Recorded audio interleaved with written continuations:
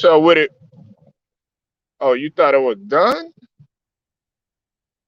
Man, the Polo Sports Talking Entertainment back again with another one. Be sure to hit the like buttons, subscribe to the channel if you're not a member, and also hit the notifications too as well. Okay. The Memphis Grizzlies, man, came back in dramatic fashion, defeating the Lakers 104 to 99. And what seemed like the Lakers were getting ready to win their second straight, it turned into the show. Okay, John Morant. I'm gonna get to John Morant in a minute. Okay, LeBron had his 30. I think he had 37 and 10. Westbrook had a triple double. Uh, it was 16, 16 and 13, something like that. Uh, it was a collective effort on the part of the Lakers. But see, the thing about it is that, and I'm not. Hey, look, I'm gonna be kind of real with everybody. Okay, they actually gave more effort on defense tonight than what we've seen. You know what I'm saying? I've seen them give a lot more effort. But it's just it comes down again to them closing out and finishing games, not only on the offensive end but on the defensive end.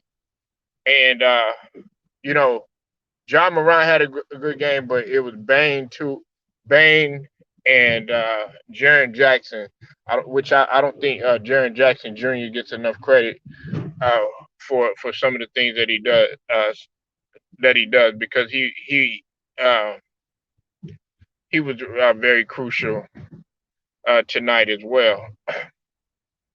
But the story, man, was John Morant, man, and the Lakers' inability to close. Now, LeBron had a chance to actually ice the game at the end, but it was a turnover, in which I guess he tripped up, lost the ball a little bit, and then ended up throwing the ball away, and essentially that cost the Lakers the game.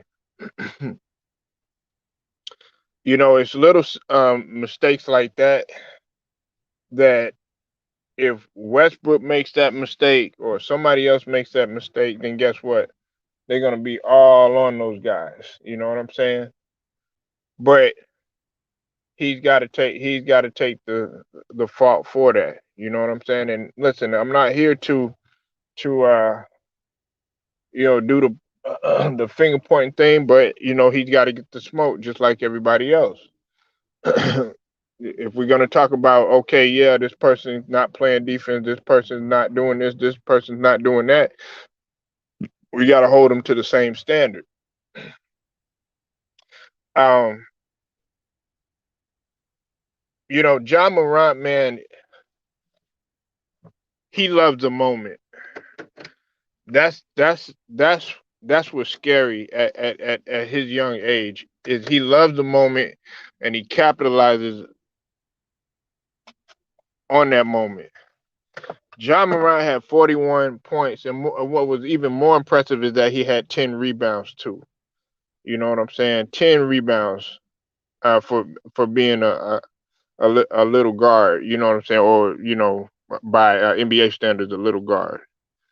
Uh, John Morant, man, is just on a whole nother level, man. He came back after the injury, after being out for a while, and he's just picked up where he's left off because before he had got hurt, he was in the MVP conversation along with a few others. Like Steph Curry, and uh, a couple of others that were in that conversation as well. But most notably, it was Ja Morant and Steph Curry at that point in time. He's on a whole nother level. And you say what you want. You can sit here and you could, criticize him and say that he's, out of control and all this other stuff. John Morant has taken a step up in his game. You know what I'm saying? He's one of these type of players that is going to remind you of a Giannis in the sense that he's going to get better and better each year. He's going to capitalize on whatever his weakness is. You know what I'm saying? That's what superstars and great players do. That's what Hall of Fame players do. They work on their weaknesses and they capitalize and they come in with with a with the mindset to be better the very next year. Um, Listen, it's it's not anything new what the Lakers have been doing. They'll have a lead. They seem they'll get in front by a whole bunch, and then next thing you know, they lose the game. You know what I'm saying? And that's what I continue to say. It's not about them uh not or not about what they're doing. Is what they're not doing, and it's what their inability uh is doing, and it's their inability to close games, and it's their inability to defend.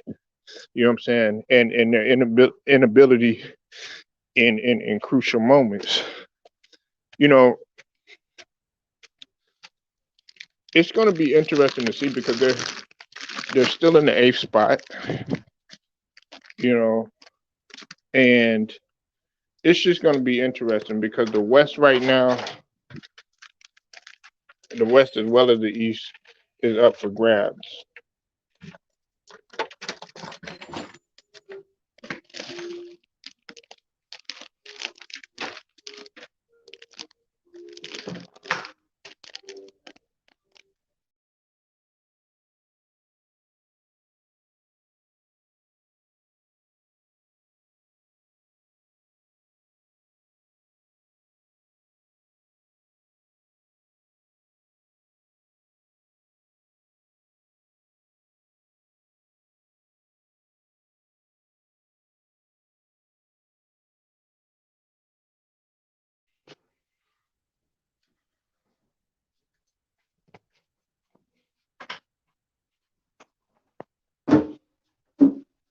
Sorry about that, y'all. The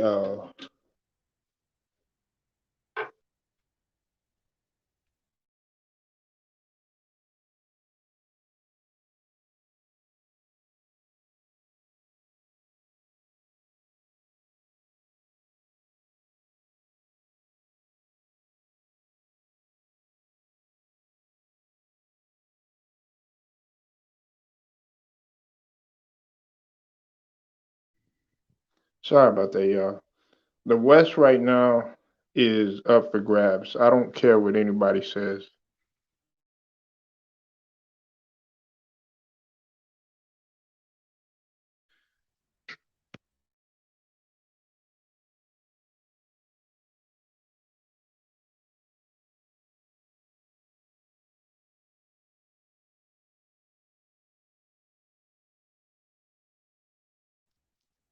And that the thing that the Lakers are really not doing is they're not sustaining the lead that they have.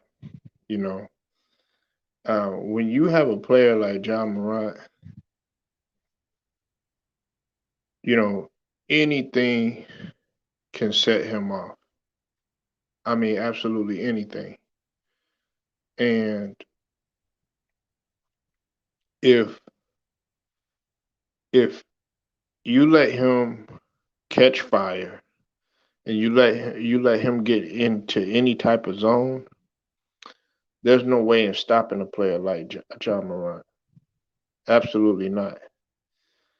He's the type, man, that if you give him an inch, he's gonna take a mile. You know what I'm saying? And that's just what it is, you know. Now it's gonna be interesting to see what's gonna happen with the Lakers in terms of the next game. While they're playing, you know, good in the first half and everything, you know, it where the problem lies is in the second half because they got outscored. Once again, they got outscored in that second half. Uh, the fact, you know, they actually outshot the Memphis Grizzlies, not by too much more. Neither one of them shot particularly great from 3-point line, but they shot 36%.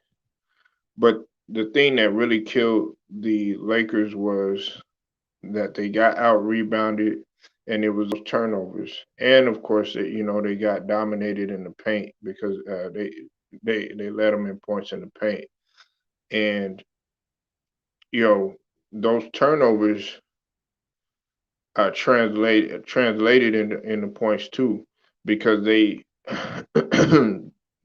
what's it called? Memphis had 13 steals.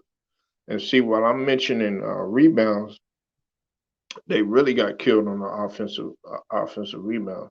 I mean, it's no wonder that LeBron had to step in there, the previous game and play center, And while that worked in Houston, we'll have to see what it might come, what might come of that in the future.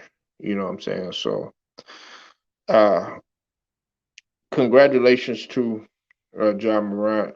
Played a great game, and we'll see what's going to happen. With the Lakers coming up next, because I think uh,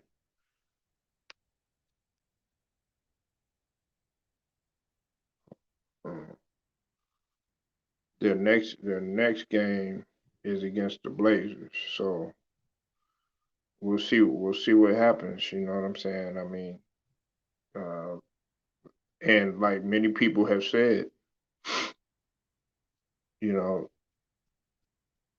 this is gonna be a tough stretch for them because after that, then they got the T Wolves again.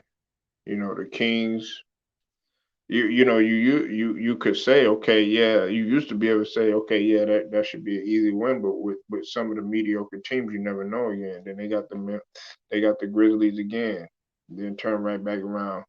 Then the Kings, then the Nuggets, the Jazz, the Pacers, Magic, and the Heat. But of course, we don't know how the Heat are gonna be by then because their game got canceled tonight when it came to the the Spurs game. So, um, y'all let me know what you think. Leave your comments, like this video, share, subscribe, hit some notifications. Until then, it's Polo Sports Talking Entertainment. I'll get at you later.